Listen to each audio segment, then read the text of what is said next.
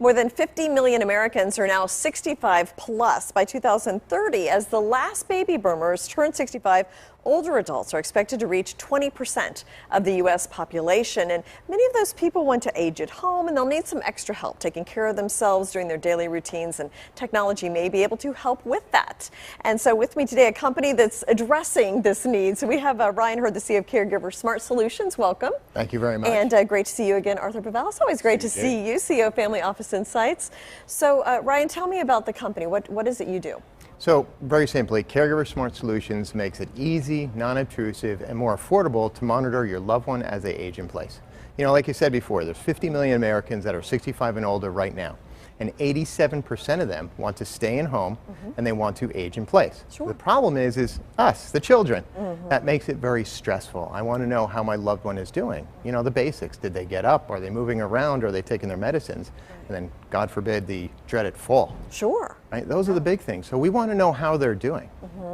Yeah, and I mean, it's, you know, and a lot of times these adult children are working. Yes. You know, they have their work they have to be at. They probably have young kids. So Yeah, and that's called the sandwich generation. That's right. So, and they need some extra help monitoring things. So how does the company work? Is there a device that they put into the homes, or explain to me how this would work? Yes. So the way that we do it is we have very tiny, non-obtrusive sensors that are placed throughout the house. Okay. And from there, it's giving you the insights. And simply with the opening of your phone and seeing the app, you'll know exactly how your loved one is doing. So if you're here in Manhattan, which is a beautiful day today, if you're in your office, in your cubicle, anywhere, you can quickly open up your app, and within a second, you can see exactly how your loved one's doing, which means you have less stress and you can get back to the focus of life, whether that's working or taking your kids to the ball game or whatever. Yeah. So Arthur, I mean, this seems like an enormous market size and opportunity as we're living longer, and you know, we've got a huge baby boomer generation getting older. So sadly, I've lived through this, as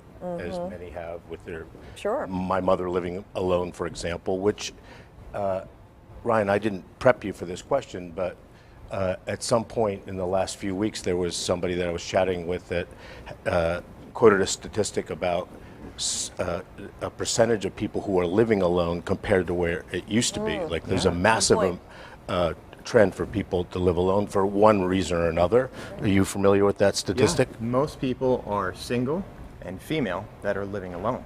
It's an amazing issue that we have, unfortunately, and whether it's in the assisted living care facilities, or we call them CCRCs, or whether it's at home. I mean, it's a huge problem. We say that this is the beginning of the proverbial tsunami. It's going to be that big. So just to give you a question, so my parents are in Indiana, and I live in New York. Can I monitor them from this far? 100%. Okay. See, the amazing thing here is whether you're in Indiana, whether you're in Florida, whether you're in California, whether you're on the other side of the continent, country, world, the reality is we all have somebody that we love and care about, and we want to make sure that they're okay. Is it internet-based? Is that how? Yes. Okay. So the information, very simply, the little sensors that are placed throughout are feeding data, which goes up to our information, our cloud, all the words that we use. Sure. And that data is then reflected in your app, which is in your cell phone. Okay. And what kind of specifically information do you provide? So the basics. We start with the basics, right? So did mom get up? Is she moving around? Is she going to the bathroom? Is she taking her meds? Is she opening up the refrigerator? Is she sitting in front of the TV? Is she sitting in front of the TV for 3 hours at a clip? All the basic things. Then from there, we go to, let's say, stage 2. So with the use of machine learning, we're understanding their habits. So let's say mom gets up every night 2 or 3 times. That's fine. That's a green check mark. Mom is okay.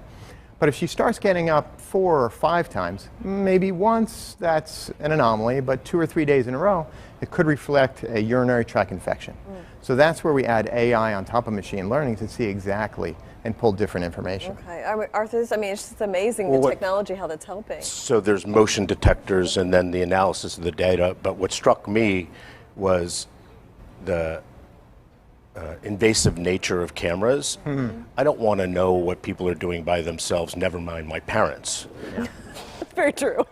So to do this and just so most of it's motion detection, right? Well, it's a combination of sensors, but when we say non-obtrusive, that means that it's not a camera. So for example, I mean, cameras are very intrusive.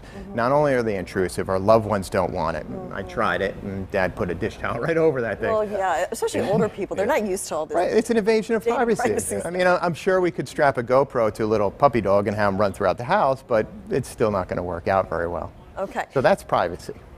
So does this replace or supplement a human caregiver?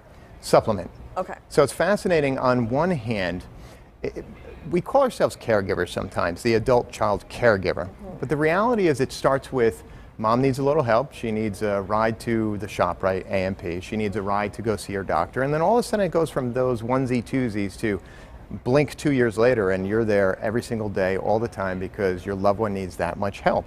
And from that standpoint, you go into the in-home caregiving community. You still need the information, you still need the insights because they're not there 24/7. And there's 168 hours a week, and it's very important to get that information. Yeah, it's like a live-in supplement. So, I mean, Arthur, what do you think about just in terms of this big demographic that's coming, the use of technology? There's all these kind of huge macroeconomic forces that are coming together that make it a good time, really, to be in this business. Yeah, there's a convergence of things that cause this to make sense, aside from just wanting to take care of your loved ones. The technology is coming. You've got the Alexa device, which is part of the component that can be used here. I happen to know a little bit about the company and that the price point is so manageable, and it's Ryan and the company won the Family Office Funding Challenge out of hundreds of applicants, and one of the things that as an investor we like is that there's a recurring revenue model, and recurring revenue models are good to build businesses on. Absolutely. We've seen Salesforce, you just go down the list. Yeah. So I think that this is only going to get, it could even compress the price over time because the technology is going to get better. There will be competitors, so there might be pressure on that, but they have a construct right now that's super reasonable, and they're doing two things. They're looking for customers and they're looking for investors in the company so they can scale. Yeah. Well, that was what I was going to ask about the price, because we went through this with my dad a few years ago, and we're all like, oh my gosh, nursing home, how much, So what would the price be? So it's interesting when we start talking about pricing. So let's hedge it against the industry. So if you're talking about some kind of in-home care, technically the entry-level in-home care is 4 hours a day, twice a week, and that ends up to be about $10,400 a year. That's a lot of money. And then from there, let's say we have to go into independent living. In New Jersey, that's starting at about $6,500 a month. Yeah. Then we go into assisted living. So now we have nurses involved, and now you're up to $8,500, if not $10,000. And then nursing homes are just incredibly expensive. We're talking about a 4-room package, the most important rooms, the place where the event happens, for $499 and $45 a month monitoring.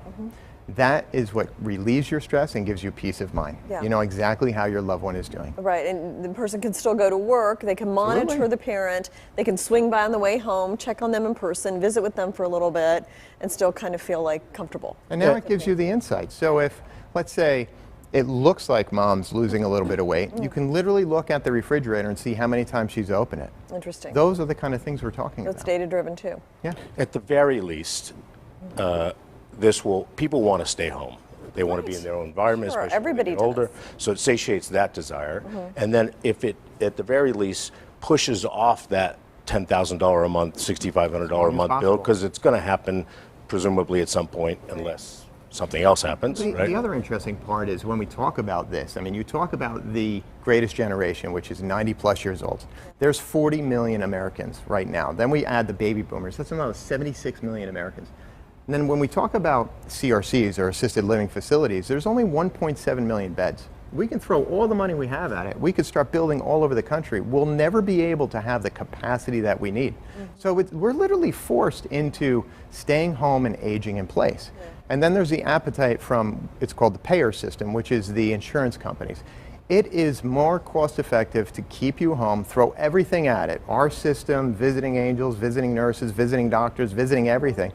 They still save about 50% as opposed to going into an independent living situation. Wow, very interesting, and best of luck to you. Thank you so much. Thank you very much. And Arthur, thanks for having us, Jay. And thank you as well for joining us. We'll be right back.